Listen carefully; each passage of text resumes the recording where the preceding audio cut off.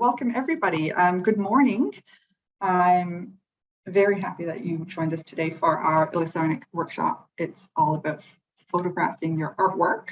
I'm very honored and I'm very thankful to be joining you today from Red Deer. I'm currently at Red Deer College in the library, is what you can see behind me. Red Deer College is located within Treaty 6 and Treaty 7 territories. Treaty 7 land is the traditional territory of the Blackfoot, the Tsuut'ina, and the Stoney Nakoda people. Treaty 6 land is traditional Cree and Saulteaux territory. This land is also recognized as a historic Métis gathering site. I always like to give a land acknowledgement in the beginning because my gran always told me it's very important to recognize where you are and who is from here and what you're doing on this land. So I'm very thankful. So my name is Yvonne Morehouse. I'm a very happy and very proud Inuk, raised in Happy Valley, Goose Bay in Labrador. I have a degree in art history and Indigenous studies from Carleton. I worked for a lot of years with the Inuit Circumpolar Council. Eventually left there and moved to Red Deer and enrolled in the college here in the visual arts program. And now I'm an artist and I love it. I would really like to warmly welcome you today to this Ilisarniq series workshop, all about documenting and photographing your artwork. If you are curious about how to document your art, but maybe don't know where to start, or if you've started and need a bit more direction on what your next steps are, today is it. This is the place to be. So our workshop leader, Cora, will be discussing the most helpful tools and methods that they've used to get started, as well as addressing common challenges and the solutions that she's found. There will be a mix today of live presentations and recorded material and discussion. Topics will include things like photography equipment, what to do and what not to do, and some extra tips and tricks for anyone at any stage of documenting their work. We will have time at the end of the discussion to answer any questions you might have or talk about anything that you might want to bring up. The chat box and the Q&A box is at the bottom of the screen, so those will be open throughout the workshop. So you are definitely welcome to type in any comments, any questions. We can get to them through the workshop if it can fit in, or if not, we will definitely take time at the end to make sure that everybody's questions get answered.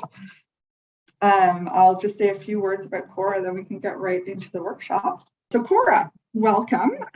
She is a talented photographer originally from Cambridge Bay, where she's joining us from today.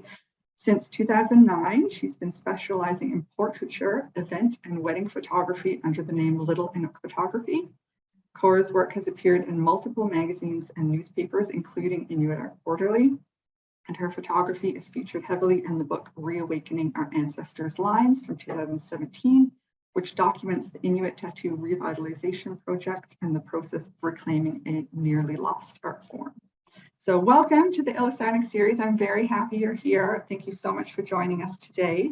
Well, thank you. I'm very happy to be here today. Like Danielle Yvonne said, sorry. I am calling in from Cambridge Bay, Nunavut today. So we'll just get into my slides. Perfect. So my photography name is Little Inuk Photography. How I came about with the name is I'm sure a lot of you know about the legend about little Inuit coming into towns and being mischievous and whatnot. So I'm kind of mischievous, and of course I'm only 5'1", so Little Inuk Photography it was. So it just seemed to go hand in hand. I wanted to pay tribute to my culture and whatnot, and my name for my photography. So as you said, I've been running Little Inuk Photography for the past 14 years. I'm currently based out of Vermilion, Alberta, and we'll go on to the next slide. And I was also the lead photographer for the book Reawakening, Our Ancestors' Lines. You can go to the next slide. During the Tattoo Revitalization Project, it was my privilege to be there and document women's journeys of reclaiming their skin right from beginning to end. So I would document them getting the stencils put on all the way to getting their markings on their skin. And then afterwards, you can go to the next slide, we would celebrate with a beautiful photo shoot. So these are some of the photos that have been taken. These ones are mostly from Rankin Inlet. It makes me very proud to be sharing these photos now, because during the project, we always have archived photos hanging up around the space that we're in.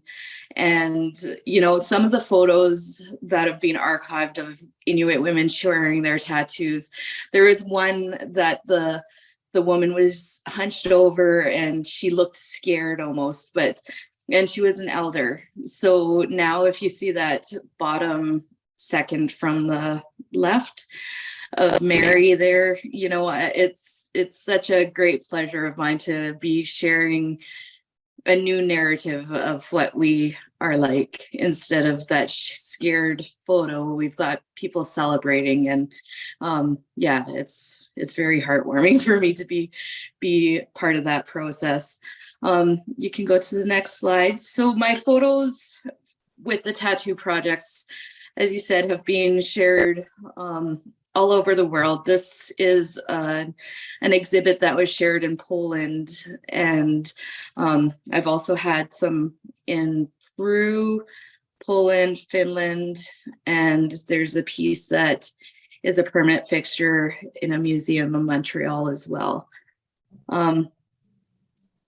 Another journey that I've started, you can go to the next slide, was I wanted to, one day when I was watching the Cranberries music video for Zombie, it was on TV and the lead singer was painted in gold, and I jumped up from my couch and I took screenshots of the TV, and I was like, I need to document Inuit women like this, because like, to me, it's such an honor to be in gold, right? Like when you're an athlete, you're striving for gold. And I feel like we're really at a place as Inuit women now that we can be celebrated, and we deserve to be celebrated. So that came with the gold series. So the gold series has really brought on a lot of attention, and I'm very proud of this series and the women that have been documented as part of it. Most of them, after we're done doing their photographs, they don't even want to wash it off. they're going home and with glitter all over them. I'm sure glitter stuck to their house for the next 3 months, because it's literally in my house still after probably about 6 months of after I've done photos there. So yeah, it's a very special project to me, and I just love the way that it's being accepted from everybody all over. So the gold series, you can go to the next. The gold series really brings forth the sisterhood that we carry as Inuit women, and it's garnered national attention. You can go to the next slide. So much so that Chatelaine magazine, you know, that's a little tiny national magazine that's been around for years. They actually reached out to me and did a 6-page spread about the gold series. So it wasn't something that I had reached out to them about. They found me somehow on the internet. So actually, when they first reached out to me, I didn't believe that it was actually them. So I just kind of disregarded their email, and then they reached out again, and that's when I was like, okay, maybe it is a thing. So it was yeah, just, you know, it was just something that seemed so far out of my reach that being a little girl from Cambridge Bay, I never really thought that that would be possible for me, right? At the same time that Chatelaine reached out to me, you can go to the next slide, Danielle. I also got approached by the Vancouver Maritime Museum, and they actually hosted a 6-month exhibit of just my photos. with the gold series. So it was amazing to be there and to be part of such an event that they would want to highlight these women's stories and how it made them feel being painted in gold. So the exhibit was called Souls Ignited, Empowering the Voices of Our Ancestors, because I feel like that's where we're at now, is that we're giving a voice to the ancestors that were silenced at one time. So yeah, I'm not gonna cry. You can go to the next one. So this is, I got to go out to Vancouver and witness said I'm not going to cry, right? Witness the exhibit. So it was really touching. Okay. So we'll go on to the next slide. On to what we're here for today. So what makes a good photo? Sorry. Yeah, away. We'll go to the next one. To me, taking a good photo has a lot of elements that come into play. So, having the even lighting so that there's not harsh shadows coming in onto your artwork. The rule of thirds, we'll get into that later as well. Doing creative posts. So I don't know how many of you are artists yourselves, or how many of you actually have like a Facebook page or an Instagram page that actually shows the journey of your work.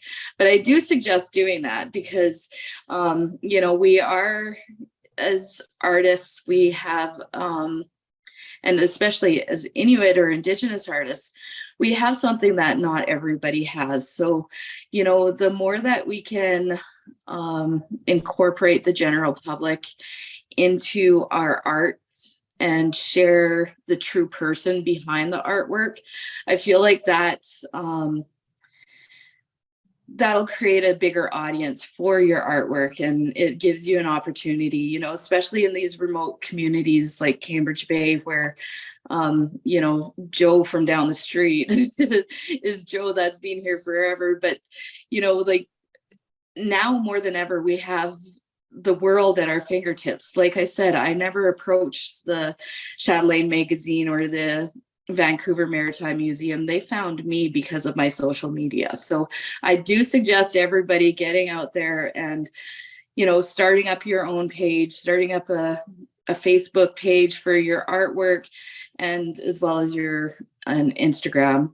Heck, get onto TikTok. That's where everybody's at right now. So I do suggest that. You can also use free photo editing apps. So on my phone right now, I have Photoshop. I've got one that's called Airbrush, and you can, if you just go into your app store, there's so many free editing apps out there. And even on Instagram now, you can actually edit so many of your photos right on Instagram. So there's a good opportunity for that too. And like I said earlier, indigenize your content. Like if you're sharing a photo, I'll go into that a little bit later as well. But like I said, we have things that are unique to us that not everybody has. So like if you're taking a photo of a pair of earrings, put some sealskin under it.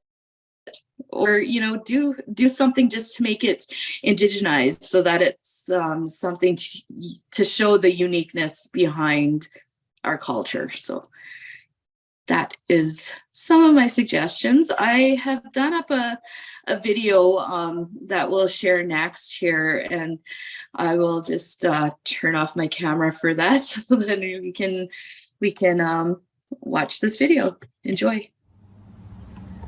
So I'm out here on my back deck, and as you can see, it's middle of the day, but I am in a a shaded area so that the sun, you can see it's lighting me up fairly decently, but I'm not in direct sun, and that's going to cause, especially midday, it'll cause really dark shadows on your face or on your artwork. So yeah, I always try to avoid direct sunlight in the middle of the day because it just isn't the best time of day to take photographs.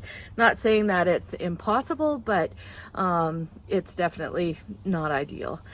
So I've set up a makeshift photo studio, if you will, just to demonstrate how easy it is with just a simple iPhone that I'm going to be using and natural sunlight or natural daylight. So yeah, it is possible to take really great photos. You don't need to go out and spend thousands of dollars on studio equipment just to be able to take good photos of your artwork. So bear with me. I'm trying to record and do the photographs as well as let you know what I'm doing, so it might it might be a little rough. For this demonstration, I am going to be using my iPhone Pro Max 13, I believe. I've set up my photography backdrops that I use for portraits. However, you can take whatever piece of fabric, whatever solid piece of black paper, anything that's solid that has no seams would be pleasing to the eye. Anything that you can get your hands on basically can work, even if it's just a shirt. Or I also have this curtain, this white curtain that I've used for backdrops. It doesn't need to be something from a professional camera store or whatever. My model today is going to be this beautiful Nanook made by Iqaluktuuttiaq of Iqaluktuuttiaq, 1991, I believe it is. No, sorry, 99. So yeah, she was really excited to be a model. It's her time to shine.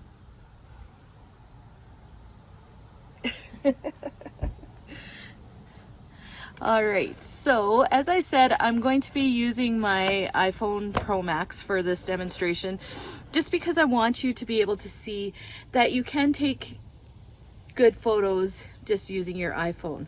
So when you go onto the photos, I prefer to go onto the portrait mode. Down here, if you can see, it says like the different lightings that you can have. I like to go onto the studio lighting. So I find that it just gives a nicer lighting for taking photos. So one thing that we will go over is that there is a ton of difference between taking a photo from here and moving it up. So I'll share with you guys after the video. I'll share with you the different shots that I've taken. So here we go. All right, so when you click on, you may or may not know, but when you click on a part of the screen, that part is going to be what is mainly in focus. So with photographs, you always want to make sure that, you know, the most important part is the part that's in focus, of course. So just tapping on the screen and trying different angles, of course, that always makes a big difference. So, you know, with things like carvings, you're always wanting to get the most detailed parts and make sure that that part is going to be what's being seen, right? So in this polar bear's case, it would likely be the face, because that is got a ton of detail.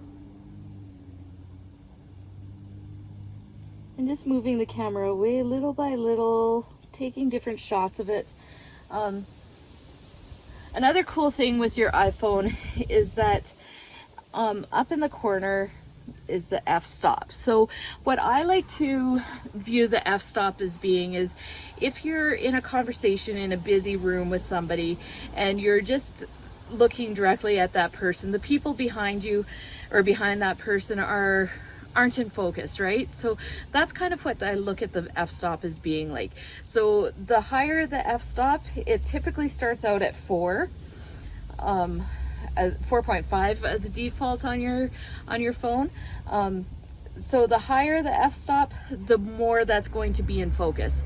The lower the f-stop is, the less that's going to be in focus. You want to keep in mind though is if you want to have that nice blurry background behind you, if it's only at a 1.8, you might just get like the nose of the polar bear in focus, and everything beyond that might fall out of focus because the f-stop is too low. But you know what, try her out, and that is all that you can do, right? Is just trial and error. So I like the way the f-stop is at 1.8. Typically, I like to shoot as a shallow depth of field as it is, because with portraits, you know, it's more pleasing to the eye to have your subject the only thing in focus, and that buttery glow behind them is where the background is. I'm going to do some photos now of earrings that I have. These earrings are all made from Porcupine Gunnick. I have a slight obsession with her work, so is it a problem really? I don't think so.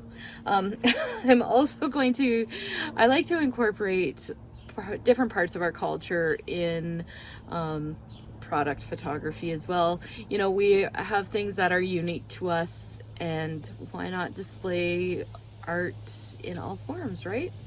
So without further ado, I'm going to be using these mitts that I purchased up in Iqaluktuuttiaq when we were up there for the Inuit Tattoo Revitalization Project.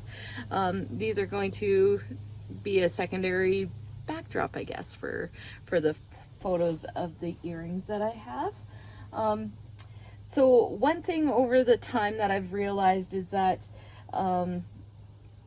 using the portrait mode for smaller work like earrings, it doesn't necessarily incorporate quite as easily to take those nicer photos. So you might have to do it in the photo mode. Another thing that you could do is always switch up to the cinematic on your phone, and that takes video. But while you're taking video, you can just move your camera in different angles and take screenshots along the way as well. So that is a way, if you do like that blurred background a little bit more, but you're just finding it a little more difficult to take still photos, you can always put it onto cinematic, take a video, all different angles, and then as you're playing it back, if there's something that you're seeing that you like, then just take screenshots along the way. Another thing that I would like to note is that just because your camera is set up to be this way so that your lenses are on the top over here, that doesn't always necessarily mean that it's the most pleasing to the eye when it comes to photos either. So, you know, you could always just trip your phone upside down, and that will change the whole outlook on your photo. Try her out. There we go. So if we go to the next slide, that will show the different photos of the Nanook that I had taken. So in this one here, I had said that it was at 1.8, but it was actually 2.8 that I preferred, not 1.8, sorry. But if you look at this photo, you can see that the face of the polar bear and the front of it is fine, and it's in focus. But then as you look further back on it, you can see that the focus had fallen because of the f-stop being so low. So if we go to the next photo, this is taken at 2.8. And there you can see that it's still got the blurry background behind, but more of the carving is in focus. And then the next one is the earrings. So yeah, these are the next two slides are just showing no, sorry, the next slide is showing just the earrings that I had taken. And this was actually from that cinematic view that I had taken, and just a screenshot that I had taken out off of that. So it is a good way to document your artwork if you're not having any luck with anything else. You can, it's always really good to just put it into video mode and then take screenshots, because sometimes you might not get that perfect angle, but as you're moving your camera, you can get different angles and make it look really great. So the next slide shows the rule of thirds. So this is a portrait, and as you can see, there's three intersecting lines. There we go. And for portraits especially, I like to have the intersecting line is where you want your eye to be drawn. And that's the rule of thirds, is that where those intersecting lines are is where the eye naturally gets drawn to. So if your artwork is meeting any of the lines in the third, and you can turn that on so that it'll show the thirds on right on your screen when you're taking a photograph. So I do suggest doing that, adding that in, because it's a great tool to use. The next slide shows using different editing apps. So there I've taken my gummicks and put on the porcupine gunnick earrings that I have. And as you can see in the photo on the left, it's got some hair on there and some fuzz. And then I just went in with one of the free editing apps. I think it was Airbrush that I had used. And I used the Band-Aid tool just to, take off all the hair, the extra hair along the blue. And then I also added in a vignette. So I find that adding in just a light vignette, it makes it so that your eye gets drawn to that point that you want the eye to go to. Because like in the photo on the left, you can see that there's a lot going on, but in the photo on the right, because of the vignette, you're kind of forced to look at the earrings, right? So it is another good little trick to use. So the last one is just having a visually appealing photo can draw people to your content. So content being like if you are using your Facebook page or Instagram page, the more photos that you're using and putting your artwork out there, the more people are going to come to your page, the more traffic that you're going to get, and possibly selling your artwork. So I do encourage everybody to, if you haven't started a page yet, get out there and start one, because it's a great tool for you to have the world at your fingertips. And that is that. So Cora, before we move on to a different topic or go somewhere else with the workshop, we did get a question from Elena in the question and answer box. And they asked, is there a way to use the portrait mode when you're close to what you're photographing? Not so much. The portrait mode is hard to use when you're, like, I was able to use it in taking photos of that polar bear, but a lot of times when you're too close, it won't go. So that is where I would resort to then doing the cinematic, and that gives you the same glow. Like you can decrease your f-stop in cinematic mode, and then that's how you can get a little closer to your products. Okay, perfect. Thank you. I realized when the video was on, I really like when you also speak to the camera. And so I'm nodding along as if you're actually talking to me in real time.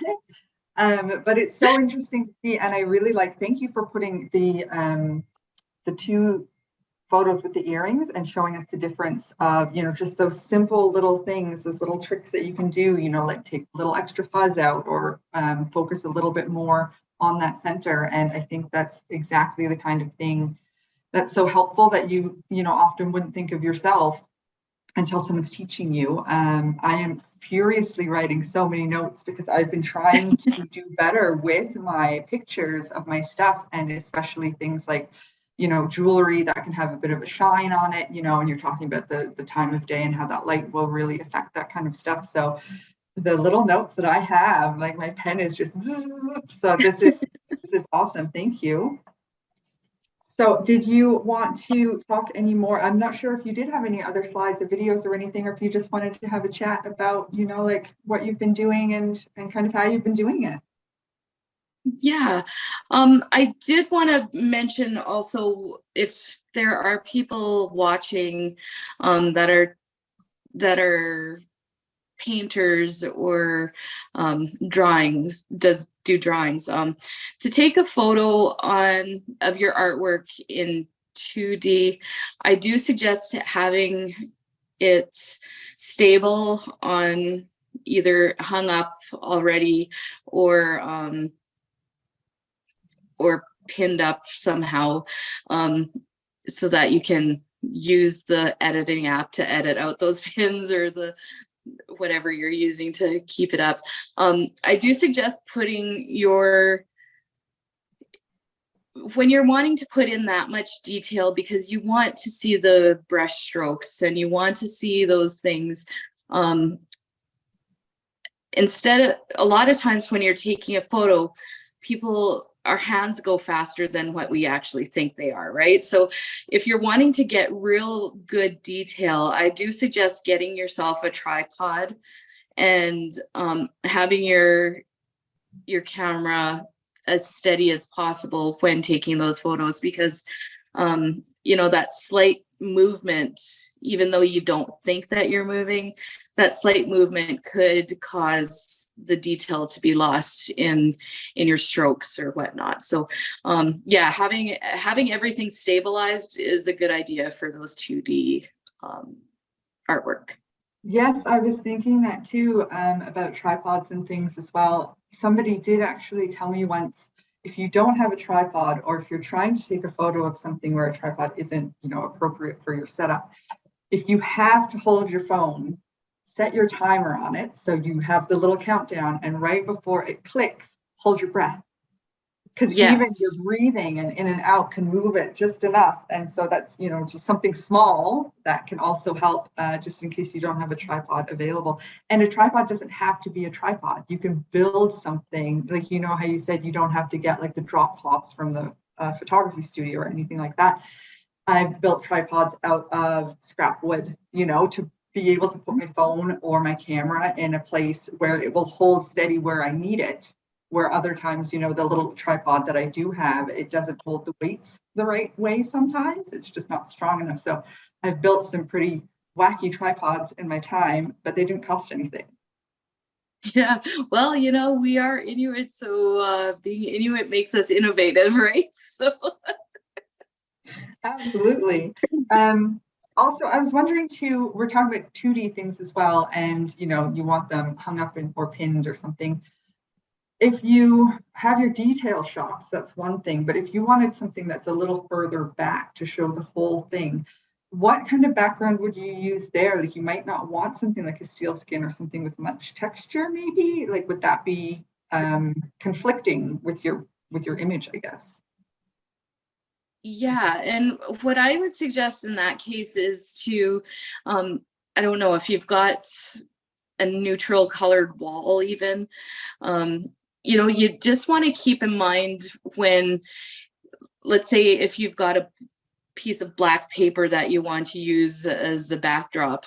Well, you might not want to put a painting that is primarily black against that, right? Because then there's no distinguishing marks to show the end and the beginning of your artwork. So you want to have contrasting, but not contrasting so much that it's takes away from your artwork. So I guess when you're documenting it, just keep in mind how you would want it displayed, and then try to display it in that way.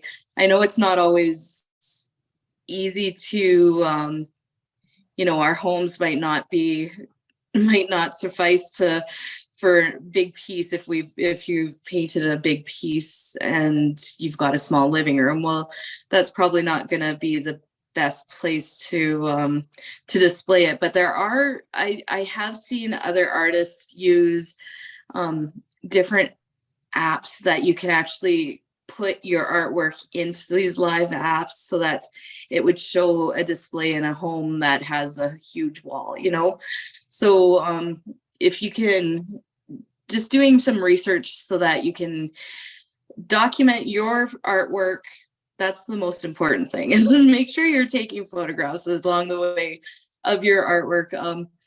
And yeah, if you can find these apps, of course, it's not something that I'm very in tune with, but I have seen them, and I can find my friends does use that often. So for her artwork, so I don't mind sharing that at a later time.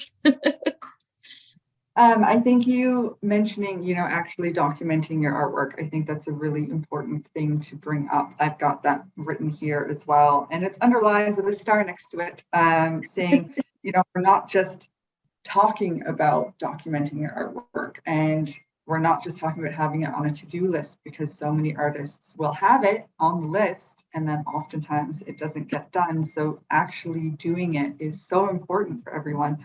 Prioritizing, documenting your artwork is often what established artists will say to emerging artists, or if you ask them, if you could go back, what would you do differently, or what would you do to help yourself on this art journey? And so many of them will say, I should have taken pictures. I don't have pictures of like my earlier works. I don't have these other things, it's always on the list, but it often is one of the things to fall off of the list. Then a piece gets sold, or it's sent away somewhere, and you don't have that record. And then there's your pieces out in the world. And you have nothing other than like what you remember of it. So I think documenting your art while you're making it is important for your process, but documenting your art all the time as finished pieces is really important, for your portfolio, and for you to be able to look back at what you've made, because if you're sending it out in the world, like you might not see that again with your own eyes, but at least you've got a record of it. And I think that's really important too. So how do you remind yourself to do that? How do you make sure that you do it? I feel that having things like an art page is something that keeps you, it makes you more prone to want to be part of that, right? To be listing your stuff and to sharing content, because honestly, the more that you're active on your social media pages, the more that you're in people's algorithms, right? So the more that you share, the more that your artwork's going to get. And all that it takes is Joe down the street sharing a picture that you had done, and then Mary from Ontario seeing it and being like, hey, I want to buy that. I feel like having your pages or your social media is a great way to get the world at our fingertips. So there's so many artists that have success now because of tools like TikTok, let's say, where they're it's beaters just sharing them beating their work and then sharing the completed project. And because people have watched that process of something being started and then seeing the finished project, they want to be part of that. So those things are getting sold like that, right? So I feel like we've got, even in our remote communities now, we have the world at our fingertips. So get onto social media as much as you can and document your artwork. And I say document it from beginning to end, because like I said, having people see the whole process makes them feel a relationship with the product. And of course you don't want to give away all the tricks of your trade, but showing most of it will make people want to be part of it. People, definitely. Yeah. I think too, there's an importance in documenting the artwork for your own process as well. It doesn't have to be, edited or anything like that, just for your own, like we're talking about your progress. I know with, for example, ceramics, I will never remember how to get to, a certain glaze or a certain piece or anything like that, unless I go back through my photos, and then I can, because I photo as I do it. I have my notes written on the table and I'll photograph the notes with the piece. So the progress is there, the process is there, and I can always go back and I can replicate that if I need to. So I find that's helpful as a documenting, even though it's not going to be on the socials. It's good to just have it for yourself, which is handy. Yeah. But yeah, like being on social as well, like having your accounts, I think will kind of give you that little boost. You say like the more that you're on there, the easier it is to kind of remind yourself. And that's true, thinking, oh, well, I haven't posted in a couple of days. Like, oh, maybe I should take some photos of what I'm doing. So handy, yes. And talking about having an online presence, but also selling directly online. Like I'm thinking about things like platforms like Etsy, that kind of thing, or Instagram or anywhere, for people that are selling their work, like jewelers, seamstresses, anybody like that have very unique pieces, that don't want those images or don't want those pieces created exactly or recreated exactly. Would you recommend watermarking? Do you do that with any of your things, or do you see that a lot? I'm not very familiar. I haven't been documenting enough of my own stuff. So, as a personal thing, like, should I be thinking about watermarking these things before I'm putting them out there on certain sites? I think that it's all up to the individual. When I first started my photography journey, I did watermark my photos, and I've definitely gotten out of that, because quite honestly, in this day and age, if somebody's out to take your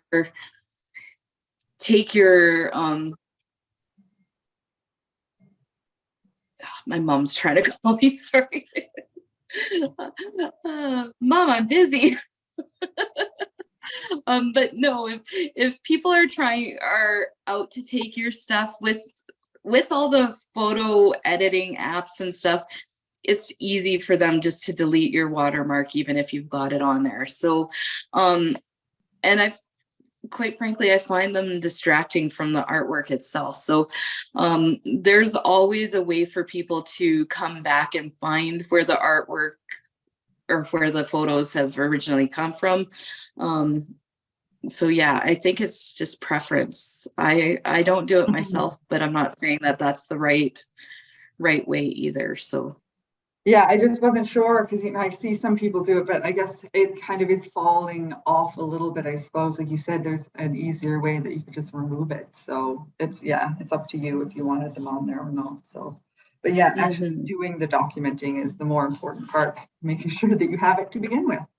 And I really did, I appreciate what you said earlier, when you're talking about how those social media accounts can bring you to the world, and it can bring the world to you, and it opens your community no matter where you are. And I think that shows how important it is to have that kind of stuff online now, like that's just the world that we live in, and how people can find you. like magazine, that kind of thing. But also how watching other things like the Cranberries video, like how you can get the inspiration from that and bring that in and then create this whole other project that really brought together that community. And you're talking about sisterhood and everything too. And, I think now, like you can see your photos and that they're yours, like you've created your very own, very unique image and style.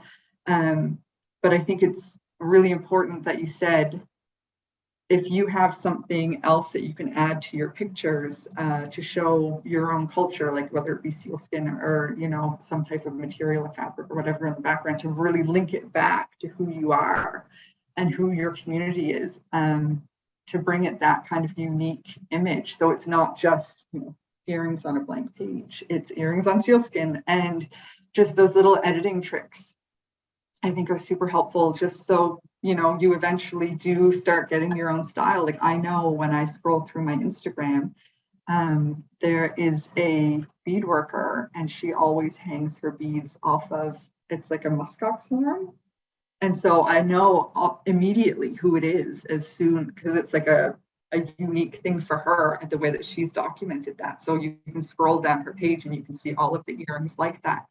So I do like, thank you for you saying like kind of keep it unique and bring it back to who you are at the same time. So thank you for that too. And there was a note that I've got here. Actually, Elena said she's very excited to start photographing beadwork. So that is super exciting. And then I did get another note here that says, you mentioned the angle at which you take the photo in the video. How do you figure that out? Like, are you just kind of all over the place and then you go back after and choose things? Or are you focused on certain things, knowing that this is where you're going to be pulling your pictures from? Sorry, you've cut out there at the beginning of that question. Sorry. It was just a note saying that you mentioned the angle at which you take the photos, like from the videos. How do you sort that out? Do you just take a whole whack of videos and then just pick things out? Or are you more focused knowing with your lighting and stuff, like, okay, I only need to take, a few seconds here, I can get this shot? Or do you do like the whole thing and then pull out afterwards? Yeah, typically it would just be a slow process, right? So you would start like down here, and there's such a huge difference between taking a photo down here and then moving it up. Like there's those slight differences. So I suggest just doing it slowly, like just slowly bringing your camera to the different angles. It doesn't have to be like a 5-minute video, by no means. It's just a slow process of just moving it to the different angles, just so that you can really, once you're playing back the video, then you can actually see and have the time to take a screenshot, right? So just a slow process, I guess, that you don't want to, you don't want to be sifting through like you like, but just a nice, slow, even video of moving around.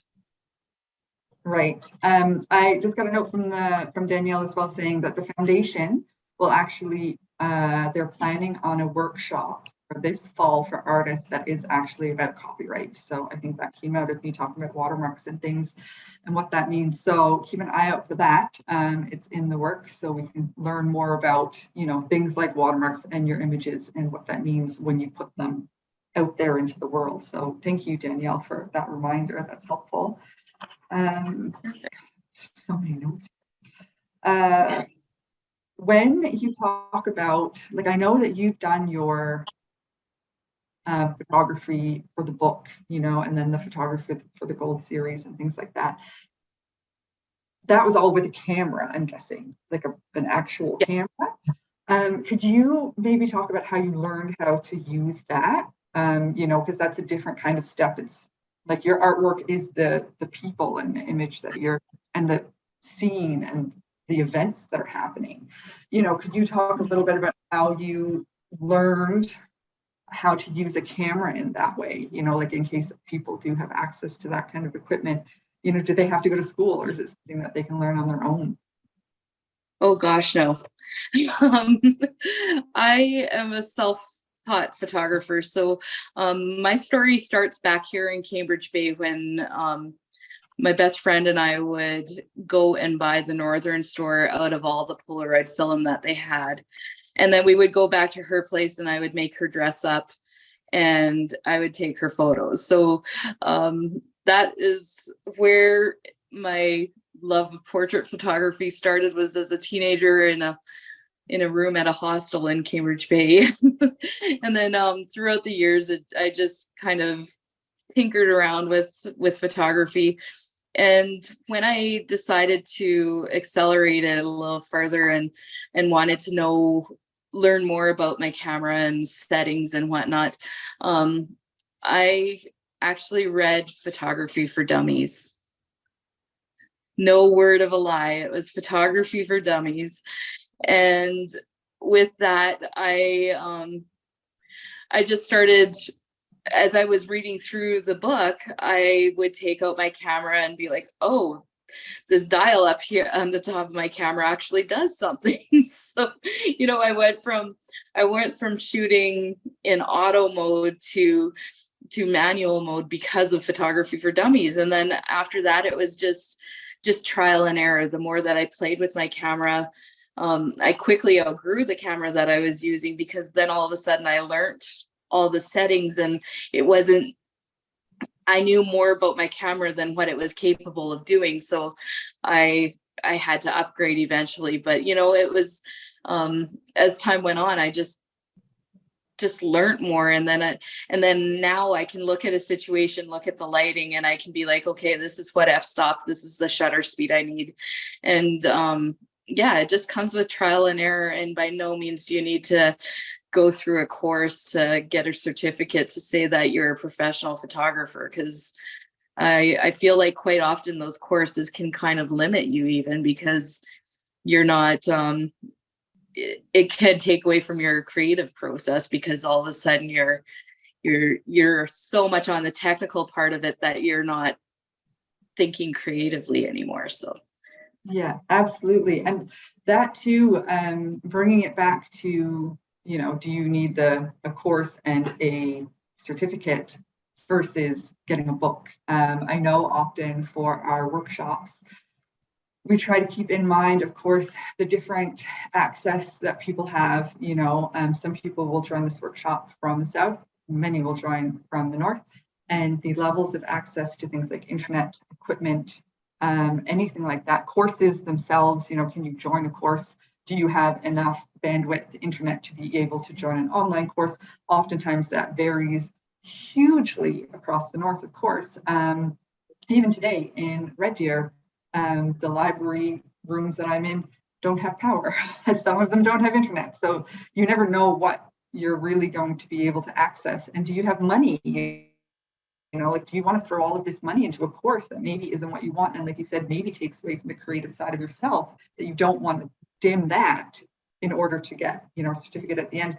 But the book, so simple, Photography for Dummies, like, of course, everyone would be able to access this through a library. You can ask your library to send it into your town if it's not in stock already. And the ability to read the book and learn through it on your own pace and your own time, and being able to go over the things again and again if you need, instead of sometimes I have a lot of trouble learning from like a YouTube tutorial, of course, or anything, because it zips right through. I can't just sit back and then really, like you said, like you're figuring out your dials and everything, that kind of stuff. To go back to something so handy as a book to teach yourself, I think sometimes we forget that it's so easy and so simple. And I'm in a library and I could probably go out and find that book right now and learn about, all of these settings and everything. So I think sometimes it's easier to overthink, and you just have to go back to being, like the simple thing of sitting down with a book to learn and learn yourself at your own pace is so important. I've got some messages. Ella says, I can't wait to tell my aunt in Georgia in the US that I hear from Inuk photographer of this beautiful book. She mailed it to me and she got her Kekimit as well. So she's saying thank you. So Oh, a lovely message. I have the book too. I got it after I went to the Inuit Circumpolar Council General Assembly in Reawakening a few years ago, and I got the book, and I've loaned it to my sister, and I don't have it back yet because she loves it. So I think I'm going to have to get another one. that's Also, so exciting. A message here saying if people have a smaller budget, but they would like to get some starter equipment to do a little more than an iPhone, what would you recommend for the beginner that's kind of just starting out and maybe don't have a lot of money to put towards it? So beginner-friendly cameras or other equipment that you might not immediately realize is super useful, but they would be good tools. Yeah, for sure. So, my first camera was a Canon 30D. So it's a crop sensor camera. Of course, they've been replaced now because it's been over 14 years with newer technology. So, the Canon, I shoot Canon, so I don't know what the equivalent is in Nikon, but so like the Canon Rebel is a good starter camera. I also, you guys might not believe this, but my Gold Series photos that have gotten national attention and been in an exhibit and everything, those were lit with a $75 light that I got off of Amazon. So, it was a $75 LED light that it's a powerhouse and works so good. So, you don't need to go on and spend thousands of dollars for anything. If you, and everything is really just trial and error. So, don't put so much pressure on yourself to be perfect right off the hop. It's not something that comes naturally to a lot of people. And, you've got to have some failures so that you learn from it. So trial and error. Right. I'm still writing all of these down for me. Little stars everywhere. Every single thing is important. Also, the next part of that question that's talking about the beginners too is about storing your images. Images can be huge and they can take up a lot of space. Like, what do you do? Like, do you put it on a cloud? Do you have all of your things on a stick? Like, how does that work? Once you really start documenting and you're gathering a lot of material, where's that going? Back up your backups. Always back up your backups. That is one thing that I've learned.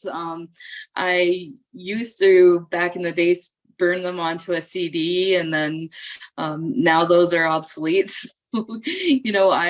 I have external hard drives that I put all of my photos onto, and I also back up on the cloud. So I actually use 2 external hard drives that I back up my backup, and then my backup for those is the cloud. So yeah, always back up your backups. Mm-hmm. Does it cost a lot to do I don't have a lot of images yet. So does it cost very much to do things like the clouds? I'm guessing you're going to need extra storage than what they would originally give you. Yeah. I can't think of what I pay off the top of my head for that, but there's a lot of different options right now. I've bought the upgrade on Dropbox is what I've been doing, and so I put my finalized images on there. I don't put up my raw images on the cloud. I just do my finalized ones, so that I've just got those at least if anything fails. So right, and that would be on your externals. Yes, yeah. Okay. Yeah, I keep the raw images on my externals. Yeah. And the finalized one too. Keep them everywhere. Wherever you can put them. How did you get to the book? That's what I wanted to ask. Because I know that it was a project about documenting the everything, you know, like the ceremony, the preparation, the actual events, that kind of stuff, and then the community feeling. How did you get there? You know, like that's a different kind of documentation than just not just, but then like a product. Do you know what I mean? Like, how did you realize, or how did you get involved with that book? You know, like, because that's a huge, like, what a documentation that is, to have a book to be able to have and have on a shelf. How did you get to that point? So the best friend that I was speaking of that I would make dress up for me is Huvuk Johnston. So those of you that don't know, Huvuk is the author of the book Reawakening Our Ancestors' Lines, and she's my best friend. So she wanted to have the whole project have the sisterhood of Inuit women supporting each other. So she asked me to come on, and I was more than happy to be involved in it, because I got to hang out with my best friend for the week and do this project, and knew that it was going to be something wonderful that's coming from it. You know, like before the projects, I believe there was like 3 Inuit women that had traditional markings, and now there's thousands of us that carry them. So, you know, it's amazing to even be a small part of the process, and to see such an important part of our culture come back. So yeah, it's every woman that steps in front of my camera that has traditional markings, it's truly my honor to be the one to document their journey, and I love it. That's how I got involved. Are you still doing, like, I know that you've done the gold series and stuff, but are you still actively working on projects towards gathering more of those images, or attending the events where there would be a group? If you can talk about it, I don't know. Maybe it's in the works. So I am recently I found out that I was awarded a grant through the Inuit Art Foundation, and I am going to be publishing a book of the gold series. So the idea behind the gold series is I always have been like, I've always just held it like a baby, right? Like, I knew that there was more to it, that I was going to see it grow into something bigger, and I wanted it to be bigger than what it was so far. And when I'm taking photos, quite often we end up in a really intimate conversation, and the thing that I've come to realize is that as Inuit women, we have overcome so much. And, you know, the one thing that really always stands out to me is that because of residential schools and colonization, we've got so much generational trauma that's happened to us, but we're still here today, and we're still succeeding. So the idea behind my book is that I'm going to be sharing Inuit women's stories of what they've had to overcome in life. And then we're going to do a series of photos with that. And then we're going to do a celebration of the success that they are today, and with a gold series photo. So that's what's going to be coming up. I'm so excited.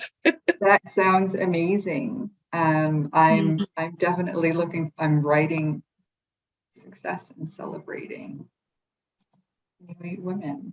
I mean, like, what a beautiful thing. Like, it's really amazing. So that's good. And we even have some hearts and some applause in our chat box.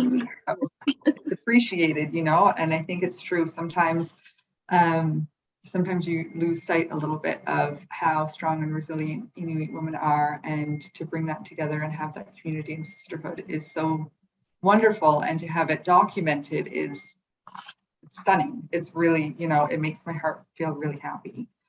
Me too. Thank you for sharing that with us.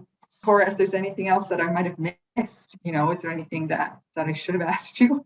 Or anything else that you wanted to add in there, then, you know, you definitely can. You're more than welcome to. Yeah, I just want to thank you guys for all tuning in today and being part of this, and thank the Inuit Art Foundation for hosting it and facilitating. I'm very honored to have been part of today, and thank you. Yes, thank you.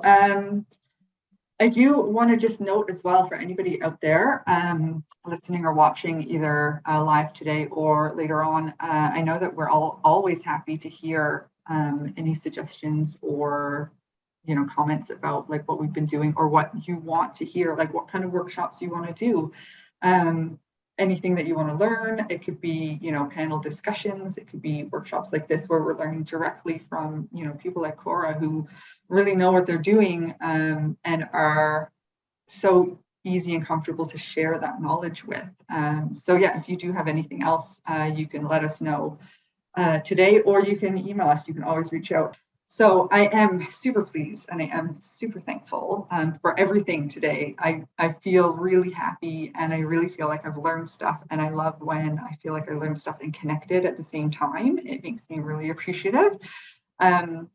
Your demonstrations were awesome. Thank you for doing the videos for us so we could see those and then, you know, go back through those again. And being outdoors, I think it's a really nice way. You don't have to just be in a studio, you know, to be reminded that you can go out and do this wherever you need to do this.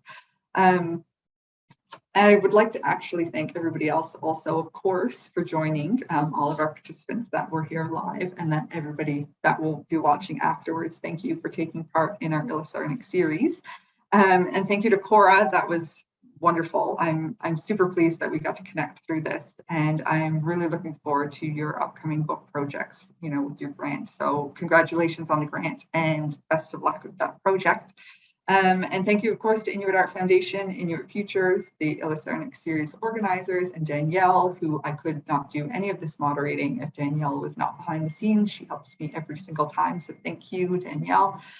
So thank you, everybody, so much again for joining today. I truly, truly appreciate that you spend part of your day with us, and it makes my day feel so amazing. I leave these and I always feel like I'm on top of the world. So these workshops brighten my week, and I'm really thankful to be able to be part of it, and that we're sharing and learning together. And so thanks again, Cora, and thank you, everybody. And hopefully I'll see you again soon in future workshops. Thank you. Yakamik.